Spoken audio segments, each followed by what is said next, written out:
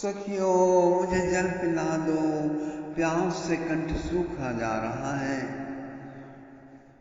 मेरे आत्मस्वरूप बंधुओं, 4-5 सखियां घाट पर जल भरने आई थी। घड़े धोकर रख दिए और सब मिलकर बातें करने लगी।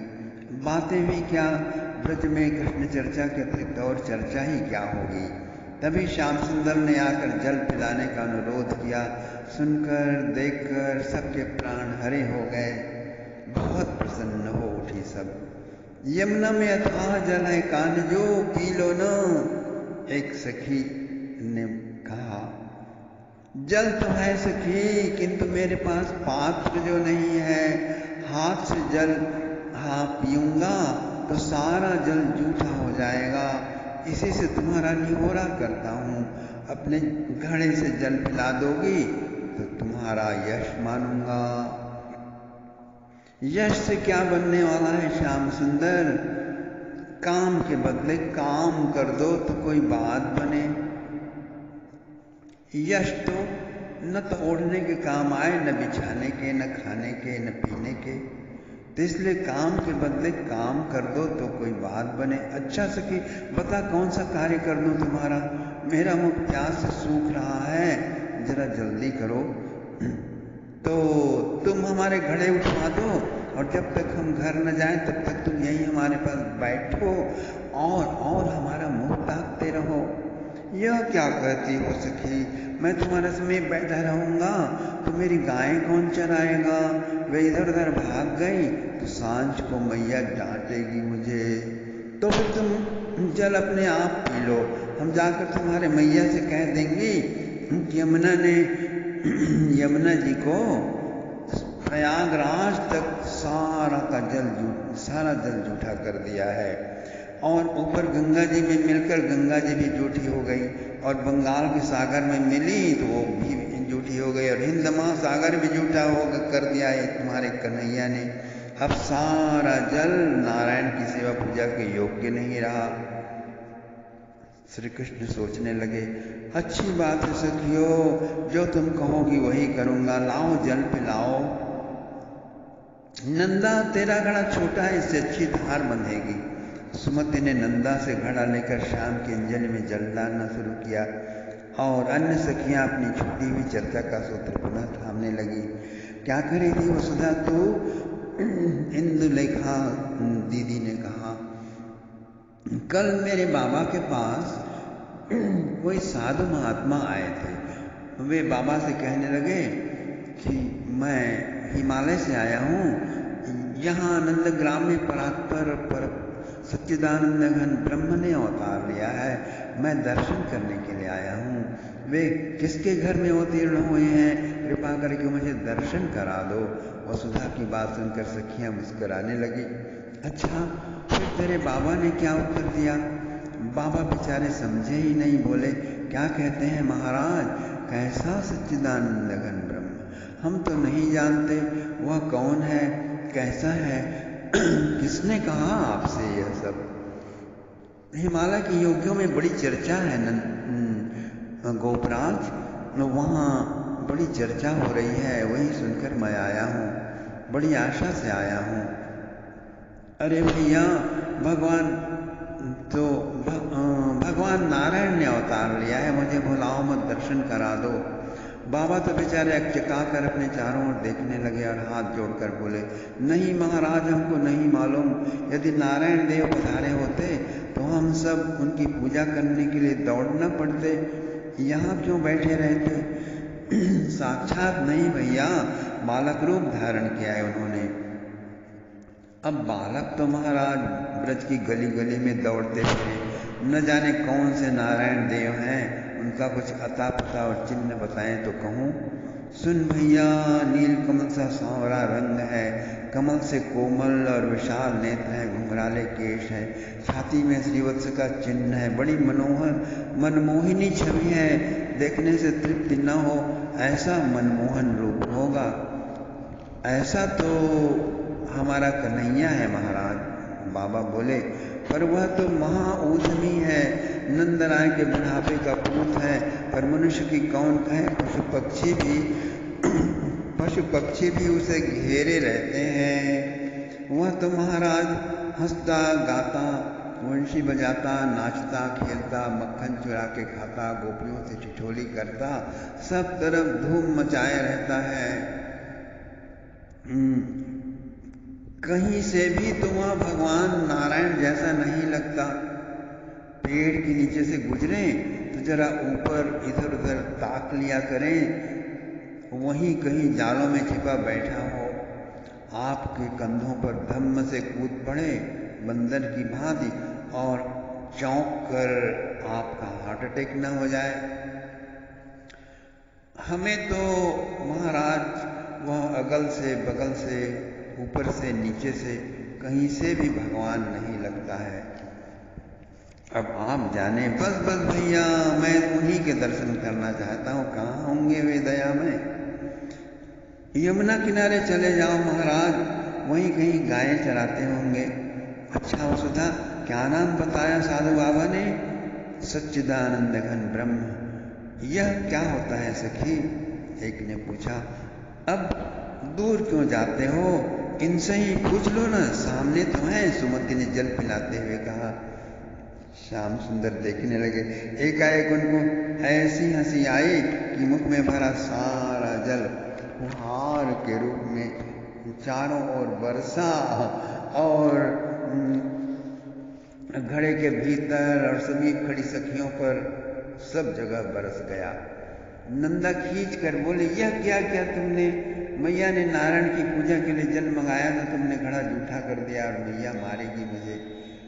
कन्हाई खड़े हो गए। मैं क्या करूं सखी, तुम्हारे परात्पर पुरुष की व्याख्या पची नहीं, सो उछल कर बाहर आ गई। सब सखियां खिलखिलाकर हंस पड़ी। लो सखियों, तुम्हारे घड़े उठा दूं, मेरी गैया भाग गई होंगी तो सब सखा पंचायती मार लगाएंगे और नंदा घड़ा जूठा करने का अपराध है, सांझ को मैया से पिटवाएगी, सो अलग। अब मुंह क्या देख रही हो मेरा? घर जाकर दूसरा घड़ा भर कर ले आओ और नारायण बेचारे जूठे घड़े के पानी से नहाकर बस नाराज हो जाएंगे। श्याम, तुमने तो हम सबको जूठा कर दिया। देखो ना, तुम्हारे छोटे से मुख से कितना सारा जल निकला कि हम सब की सब भीग गई। अब हम घर जाएंगी तो घर जूठा हो जाएगा, भाई बहन छूंगी तो वे सब जूठे हो जाएंगे और मुझ जूठी से कोई विवाह भी तो नहीं करेगा। अतः श्याम, तुम मुझे अभी विवाह कर लो यहीं और अपने घर ले चलो। ऐसा कहकर गोपी ने हाथ बढ़ाकर श्याम को पकड़ लिया, किंतु उनकी बात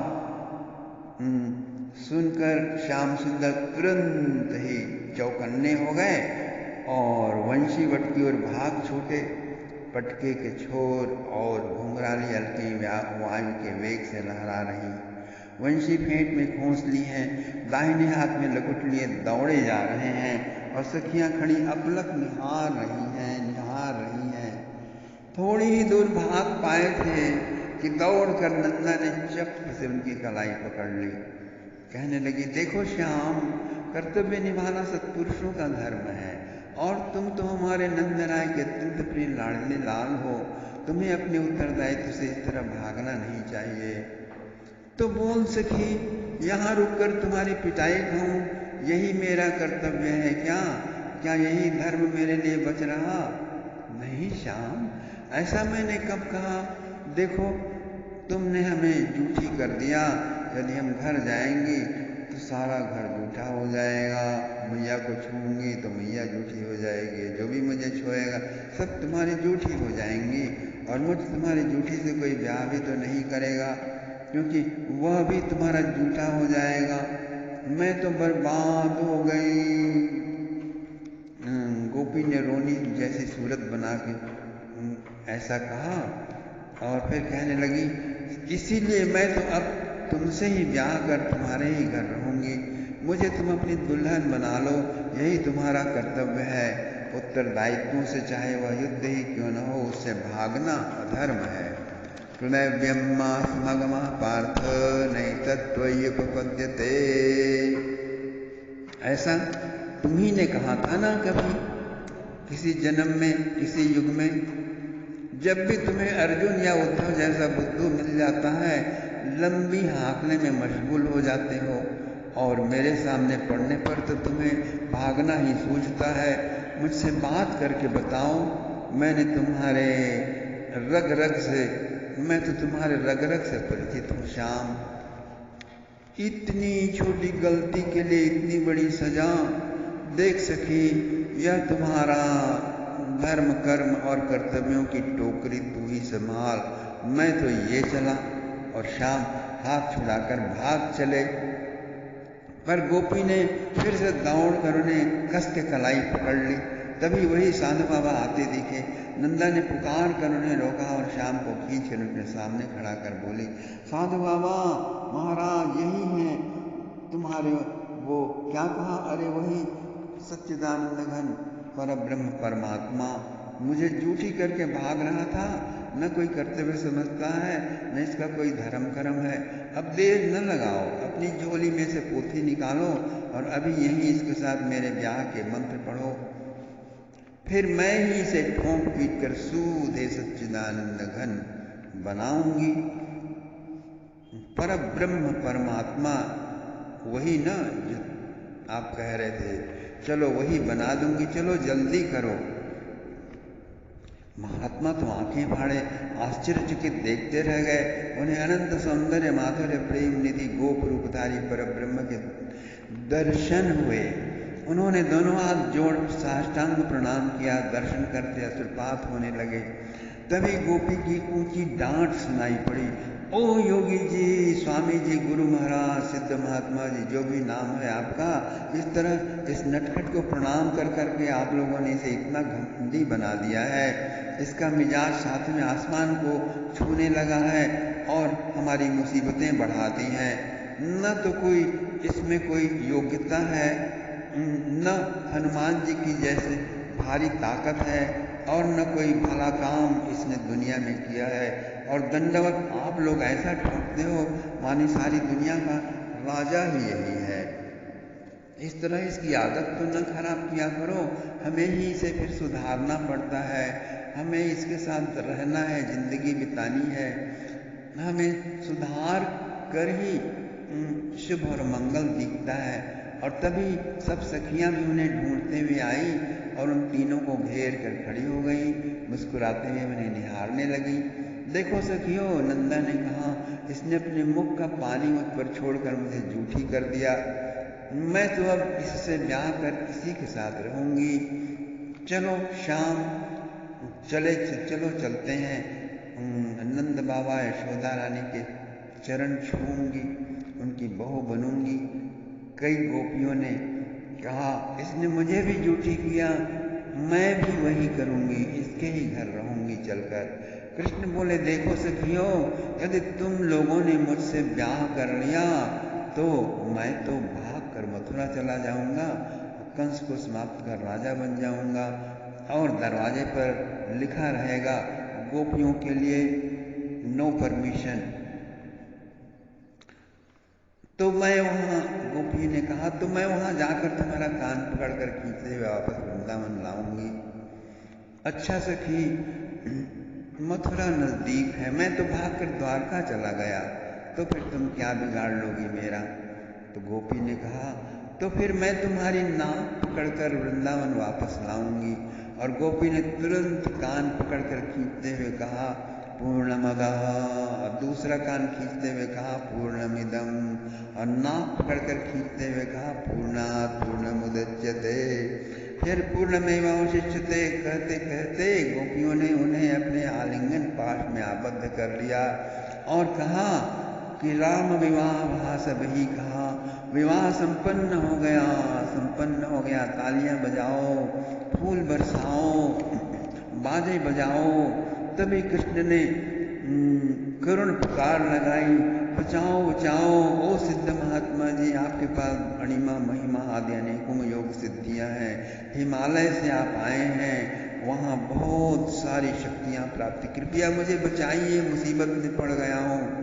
सिद्ध महात्मा जी श्रोताओं से पूछ रहे हैं कि बताइए आप सब, मैं क्या करूं। फिर कहने लगे, भगवान आप इन सब से ब्याह ही कर लीजिए और सब गऊओं के साथ इन्हें भी वन में चराने ले जाया करिए, अन्यथा ये आपको छोड़ेंगी नहीं। और वो महात्मा जी प्रेम से गाने लगे, वंदे नंदम व्रजस्त्रीणां पादरेणुमविघ्नशः यासां हरिकथोद्गीतम्